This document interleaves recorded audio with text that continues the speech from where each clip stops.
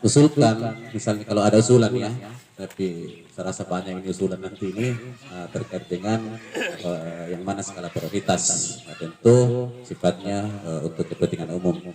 Jadi kalau kita usulkan untuk tahun ini, mungkin bisa diakomodir tahun depan atau tahun berikutnya lagi. Yang jelasnya seperti itulah, sepanjang ada menu yang di apa namanya, baik di kabupaten, provinsi dan kebetulan anggota DPR yang hadir ini adalah anggota DPR Dapil 2, perwakilan dari Dapil 2, ingin bertatap muka dengan konstituen yang ada.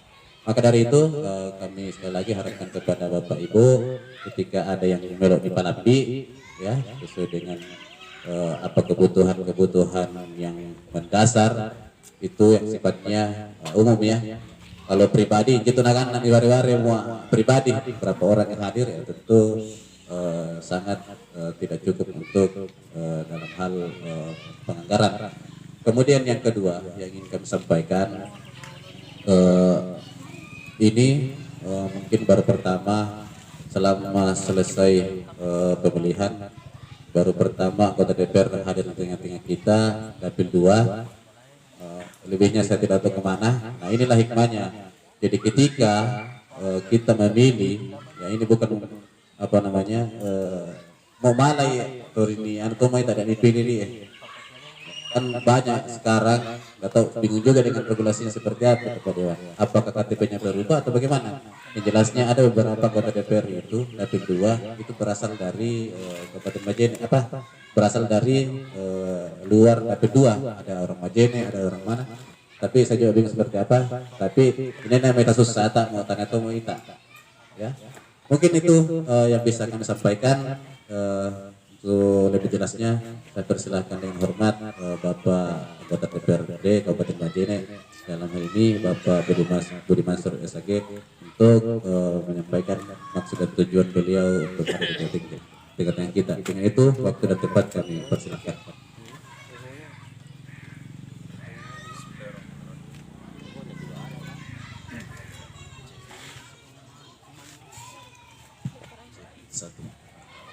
Baik. Bismillahirrahmanirrahim. Assalamualaikum warahmatullahi wabarakatuh.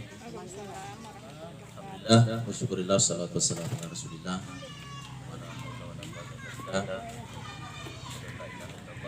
Asyhadu anna Muhammadar Rasulullah. Allahumma shalli ala Muhammad wa ala ali Muhammad. Yang kami hormati, kami banggakan Kepala Desa Saman yang sore hari ini hormati para kepala dusun Saman yang sempat hadir, tokoh agama, tokoh masyarakat, perempuan sempat hadir pada sore hari ini. Awal kami mengucapkan terima kasih atas waktunya. Sebenarnya waktu-waktu sekarang ini, pertama waktu istirahat, kemudian kedua, kalaupun bukan waktu istirahat, kita ini mayoritas petani dan nelayan. Tentu waktu-waktu begini biasanya kita tidak terlalu banyak istirahat. Pertama kita bersyukur kepada Allah Subhanahu wa taala. Terus berselawat kepada Rasulullah Muhammad sallallahu alaihi wasallam. Pada sore hari ini Bapak sekalian bisa hadir bertatap muka bersilaturahmi tentunya selaku perwakilan Dapil 2 anggota DPRD Kabupaten Majene. Tentu ini adalah kalau di dalam aturan minimal 3-4 kali itu harus setiap anggota DPR itu turun di dapilnya untuk menyerap aspirasi, mendengarkan keluhan-keluhan masyarakat, untuk kemudian perjuangkan tentunya melalui namanya pokok-pokok pikiran. Sistem perencanaan kita ada beberapa model untuk kemudian penyusulan untuk mengakomodir aspirasi masyarakat. Ada namanya model top down, program dari atas ke bawah, kemudian ada juga namanya bottom up, dari bawah ke atas. Itu yang biasa kita lakukan di desa-desa, mulai dari SDUS, musyawarah dusun, kemudian musrembang di desa, sampai musrembang kecamatan, sampai musrembang kabupaten. Itu namanya program yang bottom up, pengusulan yang dari bawah. Ada juga kami ini sebagai anggota DPRD Kabupaten Majene ini ada namanya pokok-pokok pikiran. Perlu saya jelaskan supaya tugas dan fungsi anggota DPR ini betul-betul kita bisa pahami, dan kami sebagai anggota DPRD Kabupaten Majene ini harapan-harapan sesuai dengan fungsi dan tugas menurut regulasi. Jadi ada namanya pokok-pokok pikiran. Pokok-pokok pikiran itu adalah sekalipun dia tidak melalui musyawarah desa, ya, tidak musrembang dusun, tidak tersaring di dusun, tidak tersaring di desa. Kemudian begitu kami hadir seperti ini, silaturahmi, disampaikan masyarakat, kami punya hak untuk kemudian memasukkan di sistem perencanaan. Itu namanya pokok-pokok pikiran. Jadi bedakan ya, bedakan pokok-pokok pikiran dengan aspirasi. Anggota DPR tidak punya aspirasi, yang ada adalah pokok-pokok pikiran, karena kami ini bukan kontraktor. Yang ada itu adalah pokok-pokok pikiran anggota DPR. Siklusnya itu mulai Januari sampai bulan 4, itulah siklusnya untuk kemudian memasukkan pokok-pokok pikiran di dokumen perencanaan. Lewat dari bulan 4, tahun berjalan, berarti misalnya tahun ini kan sudah bulan 7 ya, berarti sudah lewat untuk pemasukan pokok-pokok pikiran untuk tahun 2022. Yang ada ini adalah kalau kami turun seperti ini, paling tidak dia akan masuk di dokumen perencanaan APBD perubahan 2022. Itu seperti itu. Desa juga begitu, ya. Jadi kalau misalnya ada usulan tahun berjalan ini, berarti dia untuk masuk di dokumen perencanaan 2022 seperti itu. Jadi itu keistimewaannya. Jadi bukan jangan sampai jatuh pada bahwa apa nak malam tamadi, kita tidak pernah bicarakan di desa. Itu biasanya masuk di pokok-pokok pikiran. Dia masuk pokok-pokok pikiran anggota DPR, dibawa langsung masuk, kemudian masuk perencanaan, masuk di apa namanya di Reja OPD, ya dinas-dinas sesuai dengan apa namanya dinas yang terkait dengan apa program itu. Kemudian selanjutnya Bapak Ibu sekalian, saya kira pada sore hari ini mungkin juga pertemuan pertama. Kalau Pak Desa tadi mengatakan saya tidak pernah berkunjung ke sini dan tidak ada suara, memang saya tidak melihat seperti itu Pak. Karena kita anggota DPRD ini begitu kita terpilih, ya kita punya tanggung jawab. Ya paling tidak pertama adalah dapil 2 itu Papua sampai Tubuh. Kita tidak bisa membedakan. Tapi tentu karena kemarin ini yang saya kenal di sini hanya Pak Jumain. Alhamdulillah satu Pak Jumain saya punya suara 5 ya Pak saya. Itu kan luar biasa. Suara 5 itu kan sangat luar biasa. Makanya kalau tidak salah ini kemarin program yang masuk di usulan 2021, jelasnya kayaknya 2022 yang masuk di 2021 kayaknya ada memang di sini. Tapi saya lupa jelasnya ada pengusulan untuk untuk pengusulan 2022 saya masukkan di 2021. Kenapa kemarin kita kayak gamang di 2020? Karena kami ini anggota DPR baru kan kemarin dilantik bulan 9. Berarti untuk perencanaan 2021 tidak ada lagi. Maksudnya kan itu siklusnya. Dia harus masuk di paling lambat bulan 4 tahun depan. Tahun 2019 kami masuk bulan 9, berarti 2020 itu lewat. Nanti 2020 ini baru masuk 2021. Sebenarnya jadi kami ini pokok-pokok pikiran kami ini baru 2021. Ya, masuk di 2021. Kemudian selanjutnya Bapak Ibu sekalian, ya saya kira hari ini kami untuk kemudian mendengarkan keluhan-keluhan masyarakat. Kalau saya sampaikan, saya ini Pak, Bu, tergabung di Komisi 3 yang membidangi pendidikan dan kesehatan. Ini yang paling banyak bersentuhan dengan pelayanan publik yang bermasalah hari ini. Termasuk di bidang kesehatan. Kita sekarang ini terkendala dengan BPJS sebanyak 12.794 yang ditanggung oleh provinsi, dan saya yakin dirasakan ini kepala desa. Setiap saat masyarakatnya begitu dia bawa kartu BPJS, nah wawe tamu kartu BPJS-nya boleh tamu ande aktif, berarti itu kartu tak kartu provinsi. Itu sekarang pekerjaan kami yang sangat sangat luar biasa, yang selalu fasilitasi antara dinas kesehatan, kemudian dinas sosial, BPJS. Setiap saat kami panggil untuk menyelesaikan itu Pak. Jadi ada 12.794 yang non aktif yang ditanggung oleh provinsi. Kalau kita uangkan itu kurang lebih 5M lebih, karena itu kelas 3.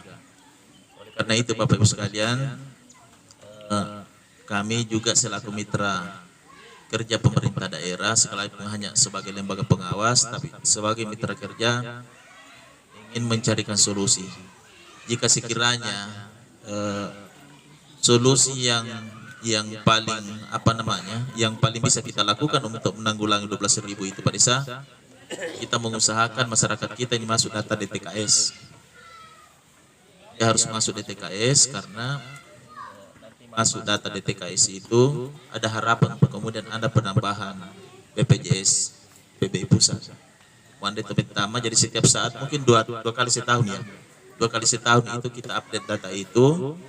Jadi masyarakat yang masih memenuhi kriteria untuk masuk data DTKS supaya segera diusulkan masuk, supaya kok ada penambahan PBI pusat itu kemudian kita bisa masuk di di PBI pusat untuk menggantikan kartu kita yang tidak aktif itu. Selanjutnya Bapak Ibu sekalian, untuk di bidang pendidikan saya kira perlu kami sampaikan, beasiswa untuk tahun ini mohon maaf direfocusing lagi. Kita sudah anggarkan beasiswa 100 juta per tahun, beasiswa masyarakat yang miskin yang berprestasi. Itu sudah 2 tahun, tapi lagi-lagi 2020 dan 2021 ini refocusing lagi, karena kita kalau 2020 kemarin kita refocusing anggaran itu sebanyak 27M lebih, kalau ini kita sekitar 19M lebih untuk vaksin dan penanggulangan COVID. Itu Bapak Ibu sekalian yang perlu kita ketahui. Kita sekarang ini memang pemerintah daerah betul-betul tambal sulam anggaran, termasuk di desa saya kira. Mungkin 2 tahun terakhir ini 2020-2021 ini kalau kita mau melihat pembangunan fisik desa mungkin agak kurang, apalagi desa yang padat penduduknya. Saya bisa contohkan misalnya Lidang, kemarin saya berkunjung, dia bilang kita ini Pak gaji saja kita ini sudah minus karena masuk semua BLT. Mungkin juga di sini karena padat penduduknya, bisa jadi termasuk seperti itu, jadi sama sekali tidak ada. Begitu juga di kabupaten Bapak Ibu sekalian. Seandainya tidak ada dana alokasi khusus, itu kemudian sedikit akan kita lihat, karena pendapatan kita Bapak Ibu sekalian di Majene ini kalau bukan dari pajak retribusi. Sementara kalau pajak, kalau kita batasi pergerakan pergerakan masyarakat, karena yang ada ini adalah pajak-pajak rumah makan, pajak-pajak hotel, retribusi tempat-tempat pariwisata. Tapi kalau tidak ada pergerakan masyarakat, tidak ada PAD-nya Majene. Karena itu andalannya kita tidak punya perusahaan, tidak punya BUMD dan lain sebagainya. Saya kira ini Bapak Ibu sekalian, jadi misalnya dia di Laos, insyaallah Pak Sopian, kita catat baik-baik. Nanti yang jelasnya Bapak Ibu sekalian untuk anggaran 2022 untuk pemasukan ini sudah lewat, kecuali nanti di APBD perubahan 2022. Mudah-mudahan ada bisa kita sisipkan di APBD perubahan 2022. Kita juga berharap Saya tidak tahu ini apa Pak Desa yang masuk ini APBD untuk 2021. Mudah dihanami oleh kabupaten karena anggarannya cukup. Dari provinsi ini Pak. Karena masyarakat saya sekarang Pak yang BPJS-nya tidak aktif kurang lebih 70 orang yang mendapatkan BPJS provinsi. Jadi mudah-mudahan Pak usaha Bapak akan berhasil dan kami juga mengerti. Itu saja. Yang kedua yang mengenai masalah kepentingan umum Pak, yang belum ada yang dipikirkan mengenai masalah agar tetap kali saya usulkan sudah masih di pemesanan beberapa di kabupaten atau dalam perjalanan Pak dan itu diprioritaskan Pak, karena kita khawatir Pak anak-anak kalau dia keluar dari tidak ada mulai batangannya kurang baik karena bambu, kedua pintunya kurang baik, jadi itu kesalahan anak-anak semua yang ada di lingkungan Pak. Itu yang pokok bagi saya. Jadi ya Allah yang sambau untuk segala kita saja dan Assalamualaikum warahmatullahi wabarakatuh. Kenapa saya bilang begini saudara-saudara? Karena kemarin kita sudah pengalaman, sudah banyak warna kulit, warna baju yang datang di sini, tapi mereka itu habis manis cepat dibuang. Dan saatnya kita setia. Jadi salah ke depan, saya janji Pak Dewan, semua hadir di sini tidak akan berkhianat. Jadi itu saudara-saudara, marilah kita jeli melihat orang baik dari penampilannya, semua tingkah lakunya, yang kita tertipu lagi. Saya kira kita sudah kapok, sudah pintar menilai. Jadi untuk itu saudara-saudara, munculkanlah dalam pikiran kita, benak kita bahwa kita betul-betul ingin membangun desa kita. Dan saya yakin Pak Dewan akan memberikan solusi apabila ada yang disampaikan oleh masyarakat Dusun Samang, terutama dalam hal ekonomi yang menjadi masalah di desa kami ini Pak, terus terang ekonomi yang membuat orang jahat, membuat orang lupa segalanya gara-gara isi perut. Jadi saya kira saya minta kepada Pak Dewan, walaupun tidak ada usulan masuk, mudah-mudahan bisa dicarikan sesuatu hal yang dapat membuat ekonomi desa yang bangkit dan bisa mensejahterakan kehidupan kami di sini. Dan saya akhiri, Assalamualaikum warahmatullahi wabarakatuh.